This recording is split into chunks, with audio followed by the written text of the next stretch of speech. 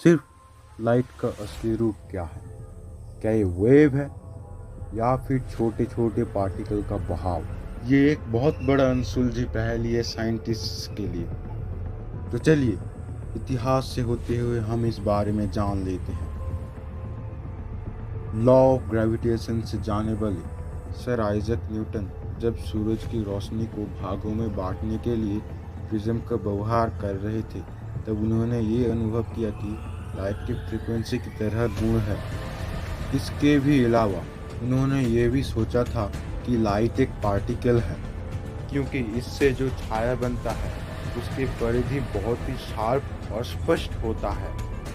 ये जो wave theory बहुत दिनों तक चलते ही जा रहा था। इसके बाद 1665 न्यूटन के ही समय में इटालियन फिजिसिस्ट फ्रांसिस्को मारिया डिमांडी लाइट के डिफ्रैक्शन अवस्था के बारे में डिस्कवर किया। What is wave diffraction?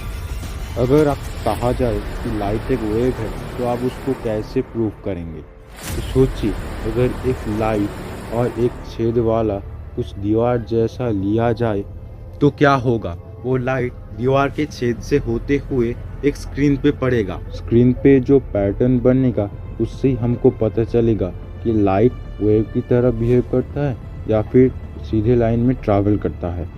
तो लाइट अगर वेव की तरह ट्रैवल करता है तो वो छेद की तुलना में बड़ा इमेज बनाएगा।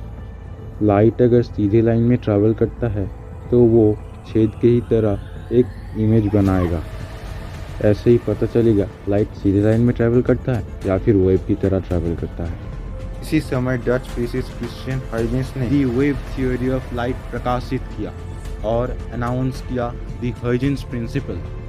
इसके बाद लगभग 100 साल बाद न्यूटन के समय से क्वांटम थ्योरी ऑफ लाइट में किसी तरह के नया डिस्कवर नहीं हुआ।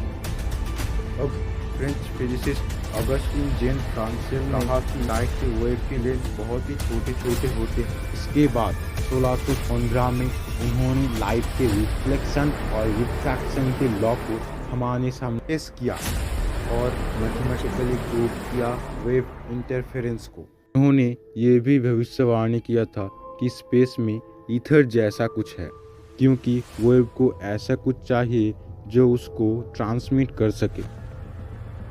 इसके बाद 1817 में इंग्लिश फिजिसिस्ट थॉमस यंग एक वेव इंटरफेरेंस से लाइट के वेवलेंथ को कैलकुलेट किया। इस समय जो पार्टिकल थ्योरी था वो लगभग गायब ही हो गया था। तो बाय बाय फ्रेंड्स, आज के लिए इतना ही। अगर वीडियो अच्छी लगी तो एक लाइक और एक सब्सक्राइब जरूर कर देना।